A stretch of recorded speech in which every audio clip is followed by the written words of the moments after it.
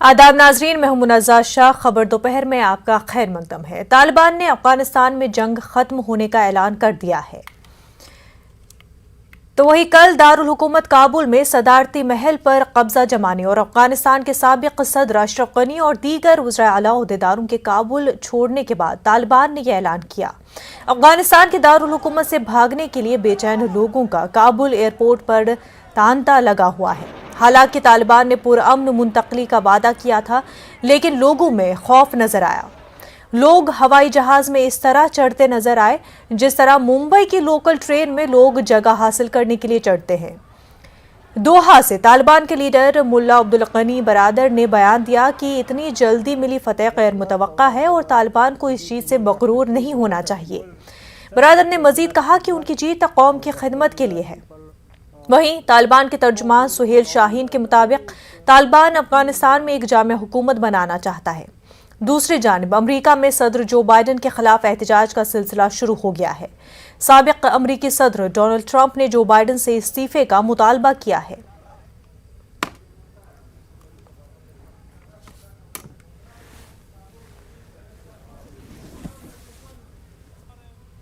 वटोल अफगानिस्तान मुसलमान मिलत दगा द्रनो फतह मुबारकी वायु, खसूसा द काबुल शारियानो और वसेदुंकु ता और उर्पसे खपल मुजाहिदीन ता दा तौसिया और वړاندیز को چې موږ تاسو دغه حال ته ورسېدو چې هغه هیڅ توقع د دې نه کېده چې په دغه رقم به موږ په افغانستان کې کامیابه کېږو، خو دا د الله پاک نصرت او مدد و چې الله پاک دغسې فتوحات او دغسې کامیابیانې چې په دنیا کې یو مثل نشته نن ورځ زموږ تاسې پر لاس باندې راوستلې. I think an Afghan inclusive government, this is the demand, the will and the want of the people of Afghanistan. They want this government. That you may have seen that whenever we entered the provincial cities, people thronged along the roads and queued up along the roads, and they were welcoming our forces. So it is a popular uprising. As a result of that, all the provinces fell to us, and because of the support of the people, we were able to have resistance against occupation for. Taliban ने एक बयान जारी किया है जिसमें काबुल में हालात मामूल पर आ जाने की बात कही गई है। तालिबान के एक तर्जुमान के मुताबिक तालिबानी जंगजू अफगान अवाम को सिक्योरिटी फराहम करने में मसरूफ है। तालिबान के मुताबिक शहरियों को उन पर यकीन रखना चाहिए। الامارات جهادي سټوډیو درنو لیدونکو د قوی مرکز څخه د پلازمینې مربوطه دلته هم د اسلامي امارات مجاهدین فعال حضور لري. وضعیت کنټرول ده د کابل ښاریانو ته په ډیر ډاډ باندې او په ډیر اطمینان باندې دوی ته خبر ورکوو چې باید اطمیناني واوسي، روزمره چارې دې پر مخ وړي، د دوی لپاره هیڅ ستونزه نشته. همدارنګه ملکي مامورین دلته د اسلامي امارات ځانګړي قطاعات ځای شوي دي. انشاءالله شیبه په شیبه باندې به د هغوی سره هم مرکې لرو. کابل ښاریانو دې موږ د راغلاست په پار باندې ځانګړي انعامات ګلان راوړل د مجاهدینو په غاړونو کې ور واچول. همداراز بیخي د زړه له تله ورته راغلاست ویل او د تکبیر په نارو سره یې بدرګه کړل. तो नाजरीन, आपको बता दें कि तालिबान ने अफ़गानिस्तान में कब्ज़ा कर लिया है। कंट्रोल जो है पूरा अफ़गानिस्तान पर तालिबान का हो चुका है। ऐसे में दारुल हुकूमत काबुल में इस वक्त हमारे साथ ICWE fellow doctor Fazlur Rahman साहब जुड़ चुके हैं। खैर मकदम है आपका डॉक्टर फजलुर रहमान साहब। जो टेक ओवर हुआ है अफ़गानिस्तान पर तालिबान का, उसको आप किस तरह से देखते हैं? देखिए, पहली बात तो तालिबान का जो टेकर हुआ है अफगानिस्तान पे, काबुल में, जिस तरह उन्होंने 10 से 12 दिन पूरे मुल्क पे कब्जा कर लिया है, इस पे किसी को ताज्जुब नहीं होना चाहिए जी। इसके लिए 3-4 चीजें हैं। पहली बात तो अमेरिका को ये पता चल गया पूरी तरह, ये कन्विंस है कि 20 साल तक रहने के बाद, 20 साल तक आर्मी को ट्रेन करने के बाद, इतने पैसे खर्च करने के बाद, उनको इस तरह से इक्विप करने के बाद भी उनको ये भरोसा नहीं था कि अफगानिस्तान जो आर्मी है जो उसको उनको कहाँ तक किस हद तक अपने मुल्क को डिफेंड करने में कामयाब रहेगी।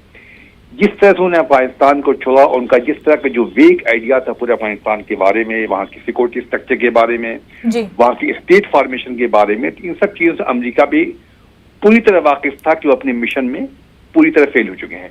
जी। दूसरी बात, तालिबान जो है पिछले 20 साल से, 2 दहाई से लगातार वो किसी न किसी महाज पे कन्फ्रंट कर रहा है, किसी न किसी तरह से वो अपने मिशन में इंगेज था। तो उनके लिए चीजें बहुत बड़ी नहीं थी कि वो किस तरह से कब्जा करें, सिर्फ वो इंतजार ये कर रहे थे कि जो मेजर फोर्स है, जो उनके लिए सबसे बड़ा मेजर जो ऑब्स्टेकल था, उनको पूरे मुल्क को ऑक्युपाई करना या पूरा कब्जा करना, उनके पूरे प्रोविंसेस एक के बाद जिस तरह जा रहे थे, उनको लगा था अमेरिका के जाने के बाद ही, इसलिए कि जो अफगानिस्तानी फोर्सेस थी जो इनको ट्रेन किया गया था, वो बिल्कुल एक सब्सिडरी फोर्स थी, वो एक सेकेंडरी रोल प्ले कर रहे थे पिछले 20 साल में।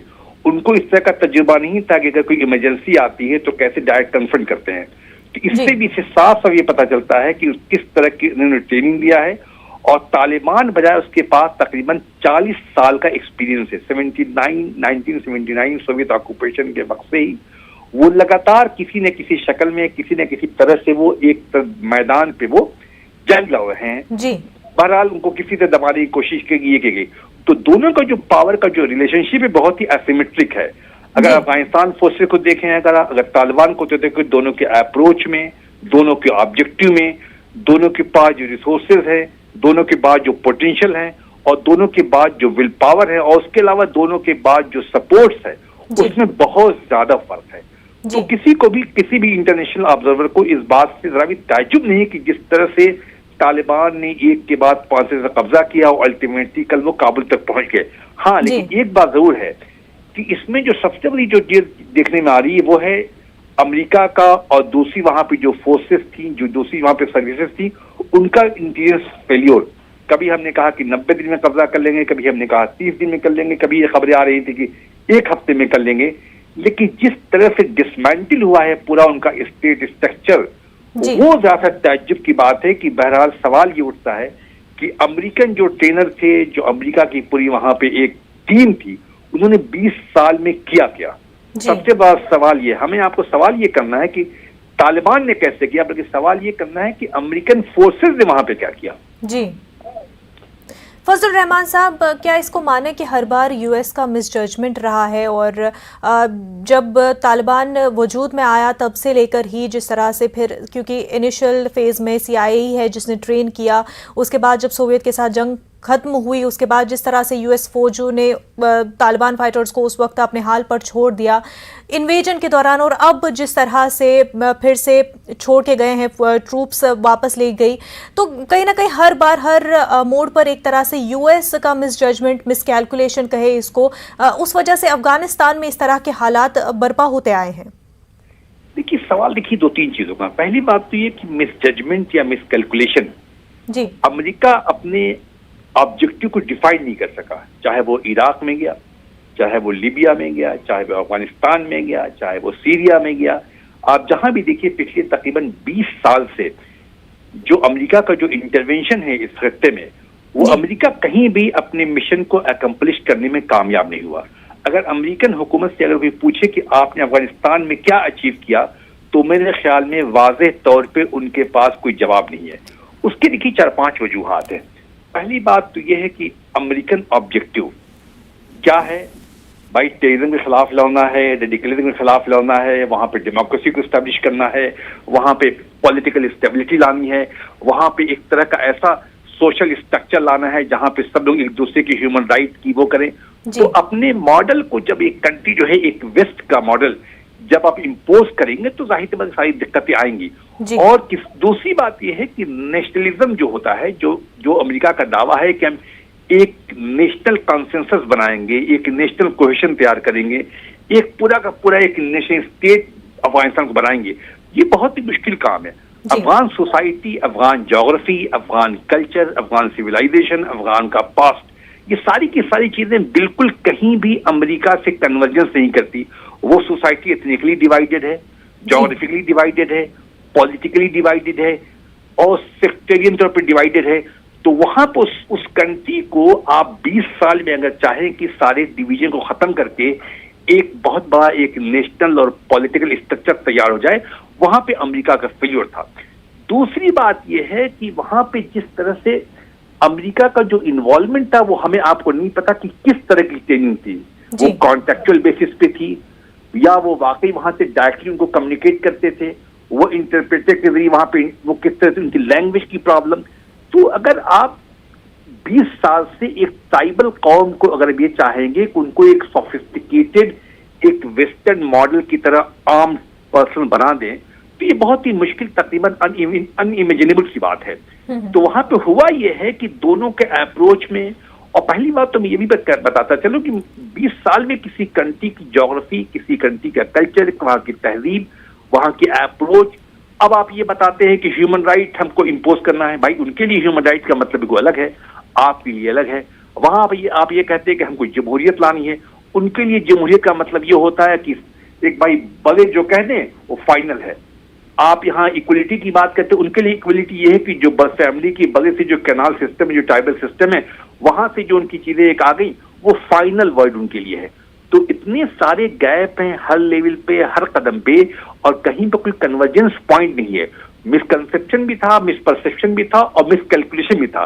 और उसके अलावा मैं ये भी बताता चलूं आपको कि अमेरिकन जो डिजाइन थी बहुत अलग तरह की थी वहां पे।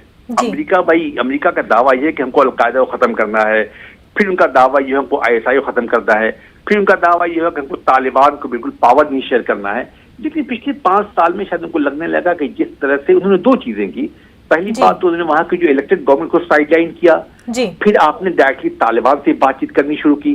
तो उनका जो वेग स्टैंड था, तो वो खुद तालिबान को उसने और फर्दर स्ट्रेंथन किया। अब आप किसी गवर्नमेंट को साइडलाइन करके जब एक रेबल फोर्स है जो वहां के लिए, जिनकी अपनी कोई लेजिटिमेसी नहीं है, जब दुनिया की सबसे बड़ी ताकत उससे बात करेगी, तो आप इमेजिन कीजिए उसका मॉरल कितना हाई होगा। जी बिल्कुल। तो हमारे साथ इस वक्त फॉरेन एक्सपर्ट रॉबिंद्र सचदेव जी भी जुड़ चुके हैं। खैर मकदम है आपका सचदेव जी। पीसफुल ट्रांजिशन ऑफ पावर की बात यहाँ पर तालिबान कर रहा है, पर कितना पीसफुल है ये ट्रांजिशन अगर हम देखें जो अभी हो रहा है? Interesting question. मेरे विचार से अगर आप देखें तो उस हिसाब से तो काफी पीसफुल हो रहा है। अदरवाइज अफगान आर्मी जो है, अफगान आर्मी तो पूरी गायब होगी, कैपिटुलेट कर गई, राइट। अमेरिका कह रहा था कि 90 दिन में शायद काबुल पहुंचेंगे तालिबान का इन्फ्लुएंस और व्हाटएवर, अगर पहुंचता भी है। 90 दिन तो छोड़िए, 9 दिन में पहुंच गए हैं। और बट रिमार्केबल चीज एक ये आपको देखनी है, और वो बहुत कुछ इंडिकेट करता है अफगान आर्मी के बारे में, अफगान सोसाइटी के बारे में। जैसे मेरे से पहले पैनलिस्ट कह रहे थे कि तालिबान की प्रोग्रेस जो हुई है, ये तो बहुत ही कम वायलेंस से हुई है एक तरह से। ओके, सो ये बड़ी सरप्राइजिंग चीज है कि पूरी अफगान स्टेट कैसे कोलैप्स कर गई है। बट नाउ कमिंग टू आपका प्रश्न की पीसफुल ट्रांजिशन ऑफ पावर, तो ये ट्रांजिशन जो होनी थी, इसमें 3 ऑप्शंस आ रही थी। एक तो था ये जो अमेरिका और तालिबान की बातचीत चल रही थी, डील चल रही थी, उसमें था कि भाई तालिबान आप अपने देश को जो आप चाहें जहां तक आप पहुंचे, अमेरिका के इंटरेस्ट को आप हर्ट मत करना, राइट। और आप अपनी कंट्री में फौरन जिहादियों को बेस मत देना। तालिबान ने कह दिया हाँ जी, अब तालिबान उस पर कितना ट्रस्ट कर सकते हैं और कितनी टाइम तक वो चलेगा, वो कहा नहीं जा सकता। तो अमेरिका ने जब वो कर लिया, तो उसके बाद अमेरिका इस वॉर से थक चुका है टोटली, राइट। और उसने वो अमेरिका और बाइडेन की जो क्रिटिसिज्म भी हो रही है, और अमेरिका की भी यही हो रही है, पूरी दुनिया में अमेरिका के अंदर क्रिटिसिज्म हो रहा है इस बात का। सरकार में अमेरिकन सेनेटर्स और कांग्रेसमैन भी कह रहे हैं, बट बाइडेन और उसके एडवाइजर्स का जवाब ये है कि भाई आप हमें बताएं हम क्या करते हैं। 20 साल से देश हम लगे पड़े हैं, 2 ट्रिलियन 3 ट्रिलियन डॉलर खर्च हो गए, हमारे 2400 2,500 सोल्जर्स मारे जा चुके हैं, 25,000 वुंडेड हो गए हैं। हम कभी तो निकलते, और एंड टनल की जो एंड में एक लाइट होती है, वो लाइट है कहां? तो हमें तो निकलना था। और बाय द वे, ये जो डील हुई थी, ये ट्रंप ने शुरू करी थी, राइट। पिछले साल ट्रंप ने तालिबान के साथ करी, और 31 मई को था कि अमेरिकन फोर्सेस निकलेंगी। ये तो बाइडेन जब जनवरी में नए प्रेसिडेंट बने, तो इन्होंने कहा 31 मई नहीं, 11 सितंबर या 31 अगस्त इन्होंने कर दी। तो बाइडेन और उनके एडवाइजर्स ये कह रहे हैं कि हमें तो एक तरह से अपने नुकसान को रोकना था, ब्लीडिंग हो रही थी हमारी और हमें निकलना था। इसके आगे कोई और रास्ता नहीं, हम जब भी निकलते इसी तरह की सिचुएशन होती। तो जो ट्रांजिशन की आप बात कर रही हैं उसमें जो डील आ रही थी, 3 ऑप्शंस बन रही थी कि पावर कैसे बदलेगी। एक तो था कि अफगान नेशनल आर्मी ही तालिबान को रगड़ दे, ठीक है, तो अफगान गवर्नमेंट जो है वही पावर में रह लेगी। दूसरा ये था कि तालिबान कंप्लीट कंट्रोल कर जाए, वो देखते हैं। और तीसरा ऑप्शन था जिसपे सारी बात हो रही थी कि शेयरिंग ऑफ पावर, राइट, वही सारी यही तो बात चल रही थी कि शेयरिंग ऑफ पावर कैसे होगी इत्यादि। तो अभी जो मामला निकल के आ रहा है वो शेयरिंग ऑफ पावर का तो देखा जाएगा, बट अब तो इस समय तालिबान का वर्चुअल कंट्रोल में आ गया है। तो जो शेयरिंग ऑफ पावर वाला था कि मानिए प्राइम मिनिस्टर तालिबान का होगा और वाइस प्रेसिडेंट अफगान जो प्रेजेंट सरकार है उसका होगा, 10 मंत्री होंगे, 5 आपके 4 हमारे, जो कोएलिशन सरकार का वेस्टर्न डेमोक्रेसीज का हमारा आइडिया है of sharing of power transition के लिए, वो तो अभी होती दिख नहीं रही है। तो इस समय तालिबान अपने शॉट्स कॉल कर रहा है और सर्टेनली ये बहुत ज्यादा पीसफुल हुआ है। आई एम नॉट सेइंग कि जो हुआ अच्छा हुआ है, बट जिस तरह का वायलेंस और कयास हो सकता था उसके मुकाबले तो बड़ा कम हुआ है। अभी भी काबुल में आके बैठे और काबुल अपने आप गिर गया इनके सामने। अब अफगान आर्मी क्यों गिरी? जो सिचुएशन हमने इराक में देखी थी ओबामा के दौर में, जिस तरह से विड्रॉ हुए थे, और जो इराक की सिचुएशन हुई थी, क्या ये जो अफगानिस्तान में सिचुएशन है उससे अलग है या फिर आगे चलते हुए वैसा कुछ सिचुएशन हमें देखने को मिल सकता है? बहुत ही ग्रेट क्वेश्चन आपने दिया है। एक्चुअली अभी भी तो ओके, तो अब अमेरिका फिलहाल तो कह रहा है मैं निकला, आपको अपना देश संभालो जी, परंतु अगर अफगानिस्तान के अंदर हॉरर स्टोरीज आती रही और बड़ी, स्पेशली विमेन को लेकर के, चिल्ड्रन को लेकर के, किलिंग्स को लेकर के, इस तरह की खबरें ज्यादा, तालिबान अगर उस रवैये में आ गया तब फिर अमेरिका और वेस्टर्न डेमोक्रेसीज को फिर से प्रेशर पड़ेगा। उनके अपने डोमेस्टिक ओपिनियन कहेगा, वहां की पब्लिक कहेंगी कि आप जाकर के फिर कुछ करो। तो जो आप इराक की बात करिए बहुत सही कह रही है, क्योंकि 2011 में और समथिंग अमेरिका ने विड्रॉ करा था, राइट। उसके बाद 3 साल बाद अमेरिका को फिर वापस आना पड़ा क्योंकि ISIS का वो हाल हो गया था, करेक्ट। तो अफगानिस्तान में भी आज की तारीख में तो अमेरिका निकल गया, नेटो निकल गए हैं, परंतु आगे कैसा कंट्री डेवलप होता है, तालिबान का रवैया क्या रहता है, स्पेशली ह्यूमन राइट्स को लेकर के या आतंकियों को लेकर के, फिर से आतंक का गढ़ बन जाता और कोई बहुत बड़ा अटैक लंदन में हो जाता है, जिसका पता चलता है कि वो जो आतंकी थे वो तो लिबिया के थे, उन्होंने अफगानिस्तान में ट्रेनिंग ली, फिर वेस्टर्न फोर्सेस को फिर एक्ट करना पड़ेगा। पर वो हर्डल वो कब होगा वो कहा नहीं जा सकता, परंतु अगर वैसी सिचुएशन आई तो अमेरिका को फिर से ना चाहते हुए भी होना पड़ेगा, बट उसका बैरियर बहुत हाई है। अमेरिका अब बहुत ही कम चांस है कि वो दोबारा अपनी मिलिट्री फोर्स के साथ इंटरवीन करेगा, परंतु हाँ यूएस जी या प्लीज फजलुर रहमान साहब, जो अभी सिचुएशन बनी हुई है अफगानिस्तान में, वहाँ के लोगों के लिए किस तरह की ये सिचुएशन है? क्योंकि काबुल की अगर हम बात करें तो जब 20 साल पहले कंट्रोल लिया था तालिबान ने तब हालात अलग थे, अब जबकि 20 सालों में काफ़ी कुछ बदल गया है काबुल में, तो वहाँ के लोगों के लिए क्या मायने रखते हैं?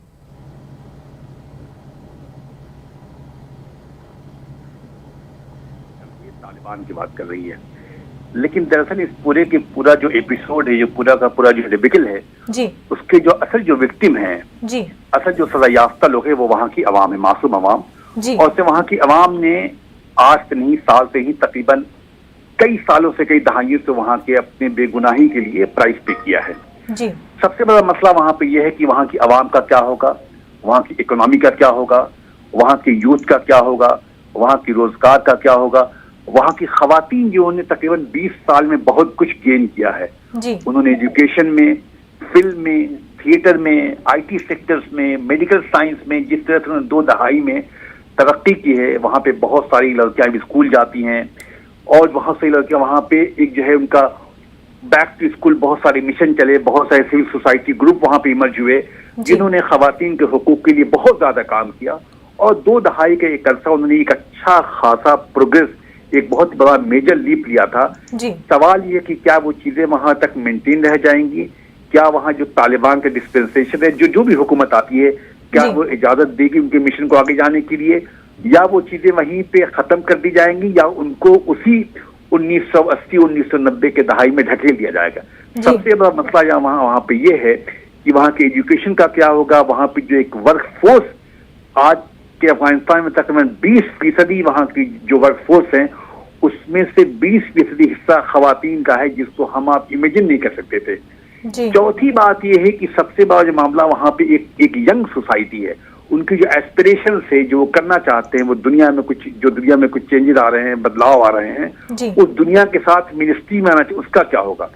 चौथी बात यह है कि तालिबान का जो पूरा जो डिजाइन होगा वो किस तरह के समाज की तश्कील करते हैं, किस तरह का वहां पे हुकूक देते हैं खवातीन को, जो तकरीबन आधी वहां की आवाम का आधा हिस्सा है। और सबसे बड़ी बात यह है कि जो समाज, क्या अभी भी समाज वो ट्राइबल समाज होगा, क्या अभी भी समाज जो है उनके जो नॉर्म्स हैं, जो कस्टम है, उससे गवर्न होगा, ये वाकई यहाँ पे एक कोई मॉडर्न रूल ऑफ लॉ होगा। ये सारे के सवालात तो बहुत कुछ हैं, लेकिन जिस तरह का तजुर्बा हमारा आपका रहा है तालिबान की हुकूमत में तकरीबन 1996-2001 तक, उसको लेके लोगों के अंदर बहुत मायूसी है। लेकिन साथ साथ तालिबान ये बार बार एश्योरेंस देता रहा है कि हम उनको हुकूक देंगे, हम उनको तालीम की इजाजत देंगे, लेकिन क्या सिर्फ फेस वैल्यू पर उसको एक्सेप्ट कर लें? बिल्कुल रहमान साहब, जिस तरह से लगातार तालिबान स्पोक्स पर्सन की जानिब से बयान आ रहे हैं कि जो सिटीजन्स है अफगानी है उनके राइट्स को हम प्रोटेक्ट करेंगे, बेहतर जो है ख़वातीन के लिए हुकूक होंगे। ऐसे में एक बात जो उन्होंने ये भी कही कि जो 90s के दौर में तालिबान देखा था वो एक्सपीरियंस नहीं थी गवर्नेंस के मामले में, और अब जो तालिबान आई है वो मज़ीद एक्सपीरियंस्ड है। तो क्या वो एक फ़र्क देखने को मिलेगा, और वो फ़र्क किस तरह का होगा? नहीं, देखिए मेरे ख्याल में ये उनका कहना कि एक्सपीरियंस नहीं था, तकरीबन 5 साल में उनका एक्सपीरियंस बहुत ज्यादा था। 5 साल में उन्होंने एक्सपीरियंस जो लिया वो कोई बहुत बड़ा एक्सपीरियंस नहीं होता है। उस 5 साल में भी तकरीबन वो अपने एनिमीज को कन्फ्रंट करते रहे। लेकिन जो गवर्नेंस का जो पूरा मामला होता है बहुत बड़ी चीज होती है, गवर्नेंस कोई छोटी मोटी चीज नहीं होती है। लेकिन 20 साल बाद जो दुनिया बदली है, वहां की खवातीन ने भी उनको अपने बहुत सारे मीटिंग में ये कहा है कि आपको नए अफगानिस्तान को, नए हालात को, नए रियलिटीज को आपको समझना होगा, आपको कबूल करना होगा। और ये आपको नहीं समझना है कि आप 90s का अफगानिस्तान को गवर्न कर रहे हैं, आपको नहीं समझना है कि 90s का अफगानिस्तान ही है, बल्कि ये वो अफगानिस्तान है जिसने अमेरिका को यहाँ पे देखा है, अमेरिका से बहुत कुछ सीखा भी है, और अमेरिका ने बहुत कुछ वहाँ के हुकूक के मामले में, ह्यूमन राइट के मामले में, औरतों को हुकूक के मामले में बहुत कुछ दिया है। लेकिन तालिबान का जो पूरा डिजाइन है, तालिबान ने कहीं से भी ये इंश्योर नहीं किया है कि वो उन सारे मॉडल को अपनाएंगी जो रेस्ट ऑफ द वर्ल्ड में एक डेमोक्रेसी, जमहूरियत, प्लूरलिज्म, ह्यूमन राइट, इसको लेके उनका मामला बहुत ही वेग है। मैं बताता चलूँ आपको, कभी एक रिसेंटली इंटरव्यू में उनके किसी लीडर ने कहा कि हम वो सारे हुकूक देंगे जो इस्लामिक पर्सपेक्टिव में मकबूल हैं और जो हमारे ट्राइबल कल्चर और ट्राइबल कस्टम के नजरिए में वो काबिल कबूल है। तो सवाल ये तो बात पहले भी तालिबान कहता रहा है कि हमारी 2 चीजें होंगी, हमारे कानून का 2 पिलर होगा, एक तो इस्लाम होगा और दूसरे हमारे जो ट्राइबल निजाम है, जो कस्टम है, जो नाम्स हैं, जो उनके कवायद और तरीके हैं, उससे हम बाहर नहीं आएंगे। जी, बिल्कुल। तो उन्होंने साफ तौर पर ये कहा कि हुकूक तो दिए जाएंगे, पर जो शरिया के मुताबिक होंगे वही हुकूक दिए जाएंगे।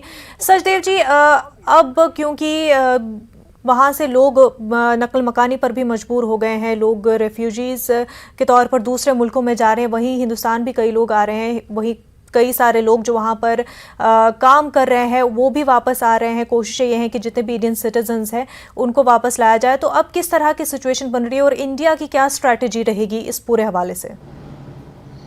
इंडिया स्ट्रैटेजी अभी आते हैं, पर पहली बात जो आप कह रही हैं रेफ्यूजीज और असाइलम वगैरह चल रहा है, सर्टेनली। और अभी जो पिक्चरें आ रही हैं जो काबुल एयरपोर्ट पे हो रहा है, लोग जा रहे हैं। क्यों जा रहे हैं लोग? भाई देखिए, वहां से एयरक्राफ्ट तो उड़ नहीं रहे हैं, राइट? सॉरी। और अगर उड़ना इतना आसान भी नहीं है, वीजा होना चाहिए, passport and all etcetera, ticket और फ्लाइट्स। तो लोग वहां पर इसलिए उमड़ रहे हैं क्योंकि वो एयरपोर्ट अभी फिलहाल अमेरिकन कंट्रोल के अंडर है। अमेरिकन एम्बेसी भी काबुल एयरपोर्ट पे आ गई है, राइट?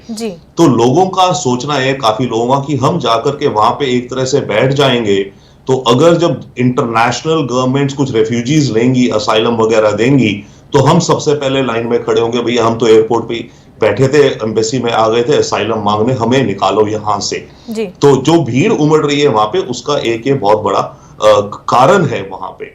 जी। नाउ बात रही इंडिया की स्ट्रैटेजी। इंडिया की स्ट्रैटेजी डेफिनेटली बड़ी 2-3 चीजें तो हैं। हमें सर्टेनली तालिबान के साथ एंगेज करना पड़ेगा। हम ऑलरेडी कर भी रहे हैं डेफिनेटली बैक चैनल्स पर हमने इसको बहुत ही लो प्रोफाइल और हम अनमने मन से, जैसे कहते हैं ना, अनचाहे मन से डील कर रहे थे इनसे, राइट। तो सचदेव जी, क्या पूरे मन से करना पड़ेगा, क्योंकि विद चाइना जिस तरह से बातचीत कर रहा है और पाकिस्तान का जिस तरह से तालिबान के साथ सपोर्ट रहा है, ऐसे में जियोपॉलिटिक्स अब चेंज हो जाती है साउथ एशियन कंट्रीज में। और टोटली इसमें 2 चीजें हैं इंडिया को जो करना पड़ेगा। चाइना जो कर रहा है, देखिए ये रीजन तो हमारे लिए टोटल ब्लॉकआउट हो जा रहा है। अफगानिस्तान गया पूरा, इधर से ईरान भी चाइना की तरफ लीन कर गया है। ईरान और चाइना की इतनी बड़ी ऑयल डील हुई है, $400 बिलियन की 15 साल और समथिंग की। तो हमें जो करना है, हमें अमेरिका और ईरान के रिश्तों को इंप्रूव कराने में एक रोल प्ले करना चाहिए।